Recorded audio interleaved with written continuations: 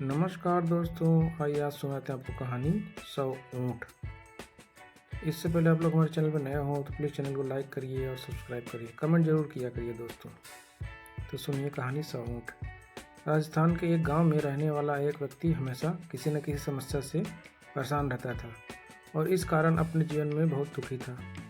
एक दिन उसे कहीं से जानकारी प्राप्त हुई कि एक पीर बाबा अपने काफिले के साथ उसके गांव में पधारे हैं। उसने तय किया कि वह पीर बाबा से मिलेगा और अपने जीवन की समस्याओं का समाधान का उपाय पूछेगा। शाम को वह उस स्थान पर पहुंचा जहां पीर बाबा के रुके हुए थे। कुछ समय प्रतीक्षा करने के बाद उसे पीर बाबा से मिलने का अवसर प्राप्त हुआ।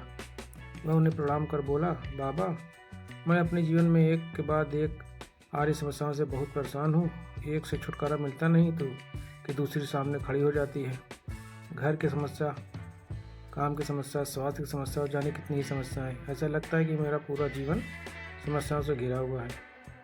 कृपया करके कुछ ऐसा उपाय बताएं कि मेरे जीवन की सारी समस्याएं खत्म हो जाएं और मैं शांतिपूर्ण और खुशहाल जीवन जी सकूं। उसकी पूरी बात सुनने के बाद पीर बाबा मुस्कुराए और बोले, बेटा, मैं तुम्हारी समस्या समझ गया हूँ। उन्हें हल करने के उपाय मैं तुम्हें कल बताऊँगा। इस बीच तुम मेरा एक छोटा सा काम कर दो। व्यक्ति तैयार हो गया। पीर बाबा बोले, बेटा, मेरे काफिले में 100 ऊँट हैं। मैं चाहता हूँ कि आज रात तुम उनकी रखवाली करो। जब सभी 100 ऊँट बैठ गए तब तुम सो जाना।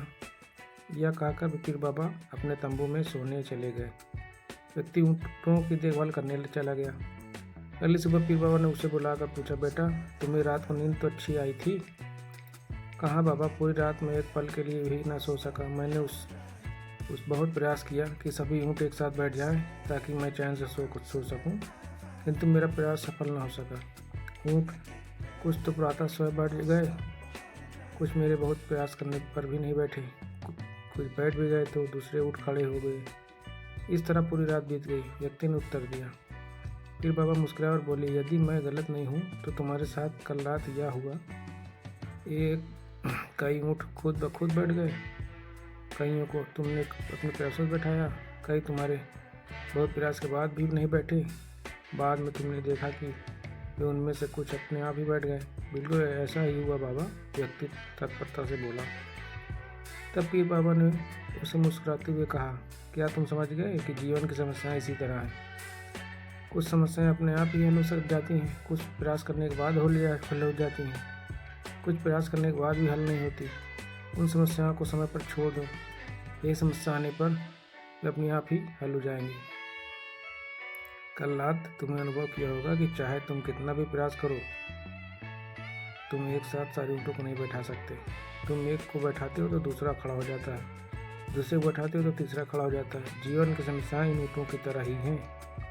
एक समस्या हल होती रही कि दूसरी खड़ी हो जाती है। समस्याएं जीवन का हिस्सा हैं और हमेशा रहेंगी। कभी ये कम है तो कभी ज़्यादा। बदलाव तुम्हें स्वयं में लाना है और हर समय उन्हें उलझे